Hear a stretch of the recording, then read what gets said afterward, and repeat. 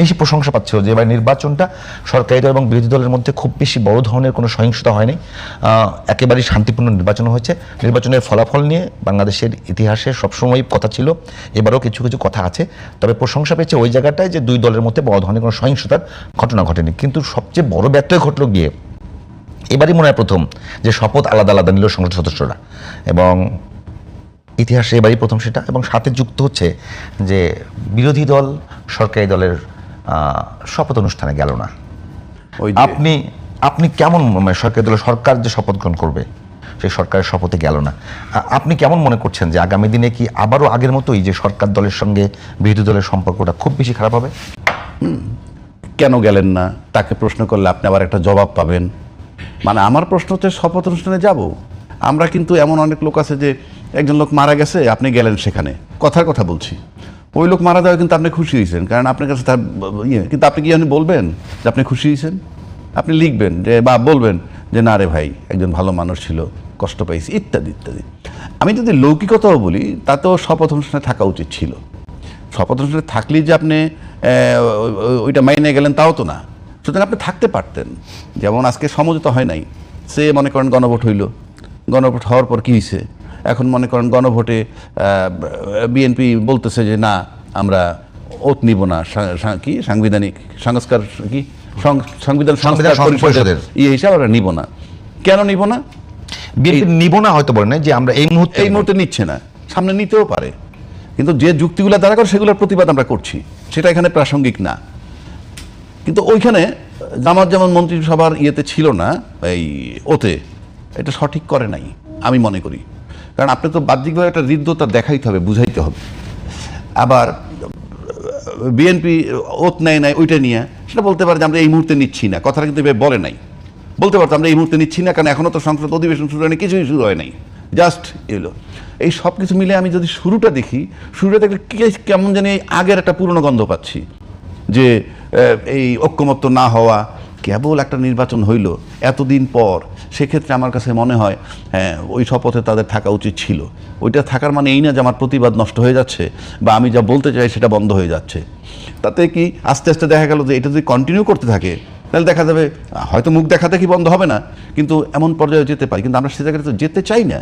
আমরা চাই যে অনেকদিন পর একটা নির্বাচন হয়েছে, সেই নির্বাচন নিয়ে আমরা অনেক কথা বলছি আগে পরে, কিন্তু জামাতের পক্ষ থেকে কিন্তু একেবারে সরাসরি অভিযোগ করা হচ্ছে। আজকেও জামাতের অন্যতম একজন নেতা বলেছেন যে সরকারের মধ্যে ব্রুট মেজরিটির যে বডি ল্যাঙ্গুয়েজ সেটি দেখা যাচ্ছে। এইটাকে আপনি কীভাবে বলবেন? না, ব্রুট মেজরিটি যদি হয় এটা তো স্বাভাবিক। এই যে আমি গণভোটের কথা বললাম বা অন্যান্য বিষয়, এগুলো যদি মনে করেন বিএনপি না মানে কারো কিছু করার নাই, আমরা তো আমাদের ট্রেন্ড জানি, মানলাম না তো কি হবে? আপনি আবার যদি আপনি বিবেক দিয়ে আপনি সুন্দরভাবে চিন্তা করেন, যেমন বিধানে নাই কি নাই, একটা সম্পত্তি বন্টন করবেন, কথার কথা বলছি, ভাই পায় বোনের দ্বিগুণ, এটা তো জানেন কমন, ভাই পায় বোনের ডবল। বিএনপি যদি কোনো কিছু না মানে তাহলে এত আয়োজন কেন? আমি বলতেছি সেই জায়গাটা আমি আসতেছি, ভাই পায় বোনের ডাবল, এটা তো জানেন, বোন পায় অর্ধেক, অর্থাৎ 15 টাকার মধ্যে 10 টাকা পাবে ভাই, 5 টাকা বোন পাবে। এখন বোন যদি বইলা ফেলায় ভাই বোন মিলে যে আমরা 7.5 টাকা করে নিব, কারো কোনো আপত্তি আছে? কারো কোনো আপত্তি থাকে? বাংলাদেশের কালচারে কি এরকম সম্ভব? যদি কেউ আপোষ করে এইভাবে, আমার কথাটা সেখানে যে আমরা দুই ভাই বোন আপোষ করলাম, আমরা অর্ধেক অর্ধেক নিব, তাতে কোনো সমস্যা তো নাই। একইভাবে আপনি খুব আপোষের সাথে সুন্দরভাবে গণভোটটাকে মেনে নিছেন, এবং আপনি আপনাদের দলনেতা উনি বলছেন ধানের শীষে যেভাবে সিল মারবেন ঠিক একইভাবে গণভোটে হাঁকে জয়যুক্ত করবেন। এই যে মেনে নেওয়াটার পর আপনি যদি রিভার্স হয়ে যান, আইনেরও একটা ভাষা আছে, সেটা হলো আইনে যা থাকুক না কেন, আপনারা যদি সমুদ্র ঐক্যমত্যা এসে পড়েন কিংবা একটা সিদ্ধান্ত নিয়ে ফেলেন যে এটা আমরা করি, এখান থেকে আপনি ফেরত যেতে পারবেন না, এটা আইনের ভাষা। সমঝোতা করে কি কখনো বেআইনি সিদ্ধান্ত নিতে পারবো? না, বেআইনি কোথায়? আপনি বেআইনি কোথায়? এটা বেআইনি কোথায়? কোনটা বলেন আগে বলেন। না, বিএনপির এবং এখন যে আলোচনাটা এবং বড় বড় আইনজীবীরা বলছে যে অধ্যাদেশ জারি করা হয়েছে জুলাই সনদ বাস্তবায়নের জন্য, সেটি করবার ক্ষমতা রাষ্ট্রপতি রাখেন না। আপনার তর্কের ক্ষেত্রে যদি আমি বেআইনিটা ধরে নিই, আপনি তখন মানলেন কেন? তখন আইনজীবীরা ছিলেন না? যে আইনজ্ঞরা আজকে বলতেছেন তখন তারা ছিলেন না? তখন কোথায় ছিলেন? আপনি সুর মিলাইলে তো হবে না। আপনি ওইটা বলেন, তাইলে আপনি দুইটা শপথের কথা সংবিধানে বলা হচ্ছে এখন দুইটা শপথ, মানে একটা হইল আর একটা হলো যে সংস্কার পরিষদের সদস্য হিসাবে।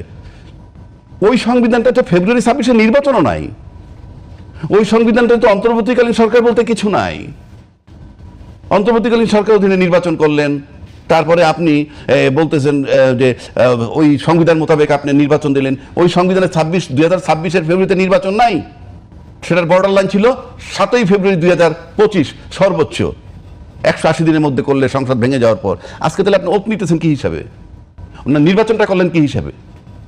আপনি বলতে হবে তো, সংবিধানে কি বলা আছে ওই নির্দিষ্ট মেয়াদ পার হওয়ার পর আপনার যখন খুশি তখন নির্বাচন করবেন? দেখান আমার লেখাটা।